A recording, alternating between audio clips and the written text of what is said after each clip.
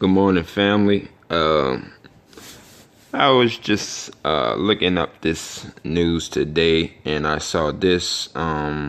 This happened on March the 10th, 2018. It says Palestinians reject U.S. invitation to Gaza stakeholder summit.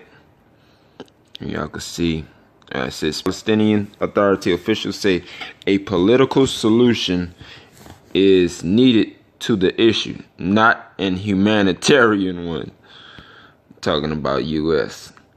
The Palestinian Authority has rejected an invitation by the White House to attend a Gaza stakeholder summit next week. A senior official of the self-government body said Ahmad Mahadalani, sorry, fam, I don't know how to say that word, told the Voice of Palestine radio on Friday that the Palestinian Authority will not attend the meeting, saying that the issue in Gaza was political par excellence. The United States is well aware that the real cause of the tragedy of the Gaza Strip is the unjust Israeli siege. What is needed is a political solution in this issue, not an humanitarian, he said. Jason Greenblatt, an assistant to President Donald Trump, said that the meeting on March 13 will be a brainstorming session devoted to solving the humanitarian crisis in the Gaza Strip and to improve life in the besieged enclave. In response to the burgeoning humanitarian situation in Gaza, key countries and stakeholders are preparing to act. There was a meeting in Cairo on Thursday, and there will be a brainstorming session at the White House next week to find real solutions to the problems that Hamas has caused, Greenblatt wrote on Thursday in an op-ed in the Washington Post. More than 1,000 dead. The Gaza Strip collective of charitable organizations recently said more than 1,000 Palestinians have died as a result of the ongoing Israeli blockade on the coastal enclave.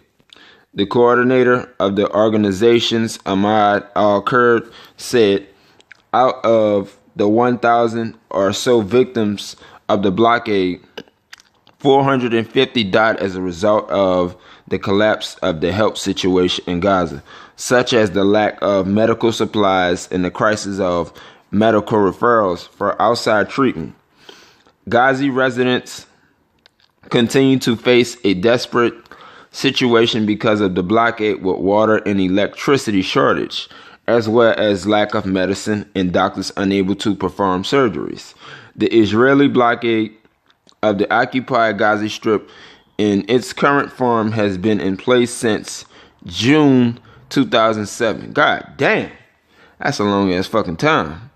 When Israeli imposed a land, sea, and air blockade on the area after Hamas won election in the enclave a year earlier. Israel controls Gaza airspace and territorial waters, as well as 2 of the 3 border crossing points. The third is controlled by Egypt. Movement of people in and out of the Gaza Strip takes place through the Beit Hanan, known as Erez crossing with Israel, and the Rafah crossing with Egypt.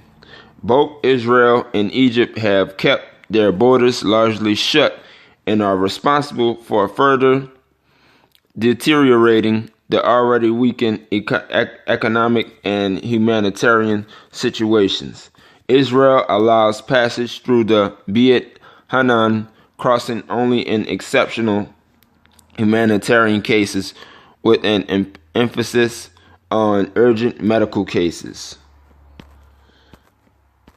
Okay, let me see. Let me go down. So that's what's going on, family.